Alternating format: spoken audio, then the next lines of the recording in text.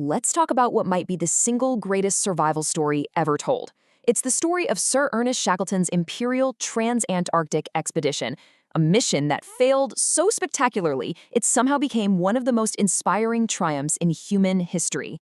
Right from the start, the stakes were made crystal clear. Shackleton said this to a young stowaway who'd snuck aboard his ship. And you know what? He probably wasn't kidding. This set the tone for a journey where the line between life and death was going to be incredibly thin. And the goal they had?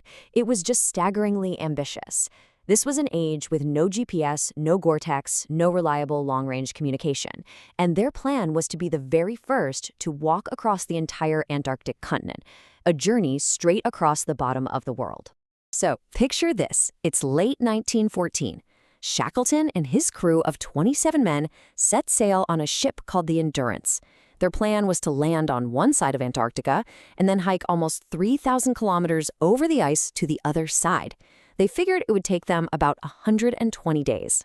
But that plan fell apart almost immediately. At their last port of call in South Georgia, the veteran whalers there, guys who knew the Antarctic better than anyone, they warned Shackleton. They said the ice was the worst they'd seen in decades, and they begged him to wait. He didn't. By January 1915, the Endurance was completely frozen in place, trapped like a fly in amber. What happened next was just a slow-motion nightmare. The immense pressure of the drifting ice pack, millions of tons of it, began to squeeze the Endurance. The ship's photographer, Frank Hurley, managed to capture these absolutely haunting images of their strong wooden ship just being splintered and snapped like a twig.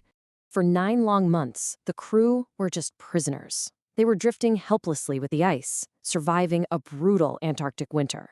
That means 24-hour darkness, temperatures plunging below -50 Celsius, all while the ship that was their only home was being destroyed right from under them.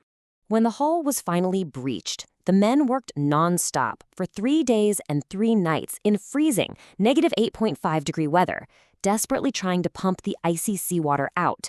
But it was hopeless. For every bit they pumped out, more just flooded right back in. The ship was lost. Finally, Shackleton gave the order everyone was dreading: abandon ship. As they all stepped out onto the vast, empty ice, one of the crewmen, Tom McLeod, said what was on everyone's mind. Their only link to the outside world, their only way home, was gone. Just think about that for a second. Put yourself in their shoes.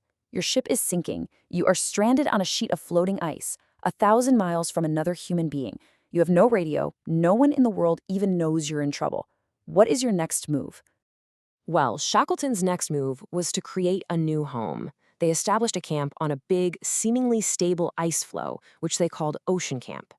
They were now a tiny, isolated community of 28 men, adrift in the most hostile place on the planet. Shackleton knew that the biggest threat wasn't the cold or even starvation. It was despair. So his #1 priority was keeping his men's spirits up. He made sure every single man had a job to do every day. He kept them busy, organized seal hunts, and stuck to a rigid daily routine to keep that feeling of hopelessness from setting in. Life on the ice was just unbelievably harsh.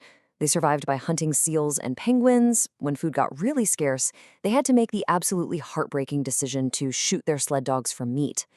Then, the ice floe they were living on started to crack and break apart, forcing them to take to the sea in 3 tiny open lifeboats, searching for solid land.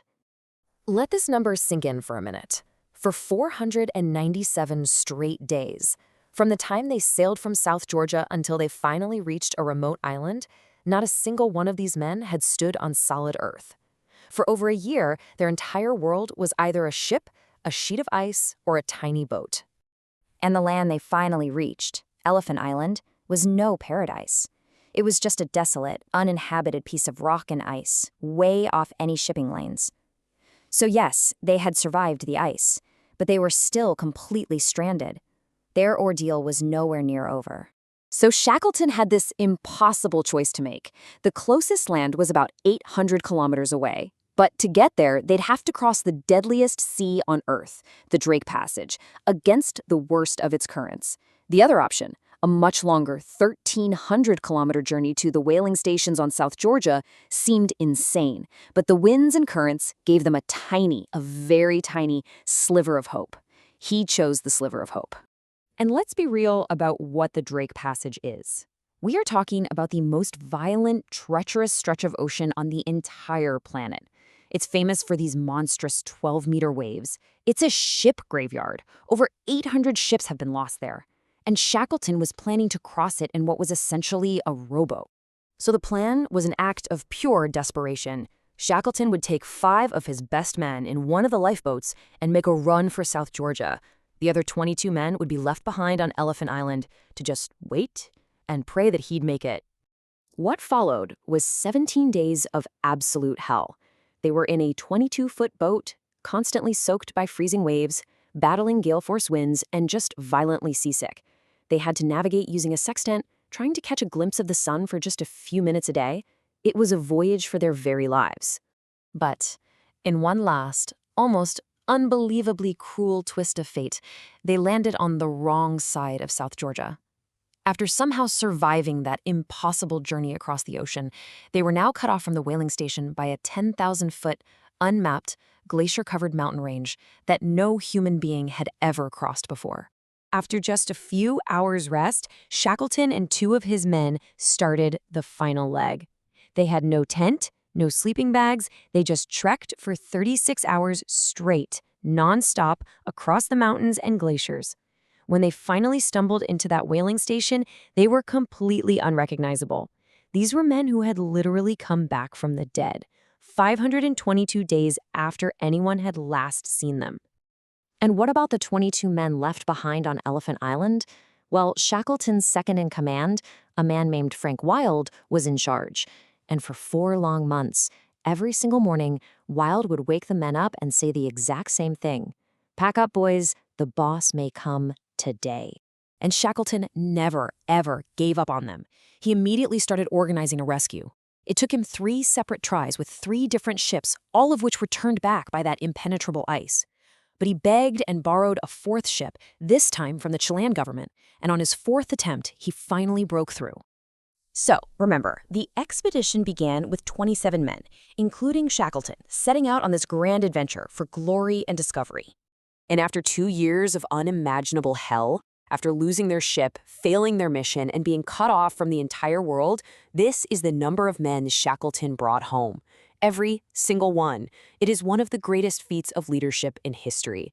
You know, the expedition was a complete failure by its original objective. They never crossed Antarctica. But what it achieved was something so much more profound.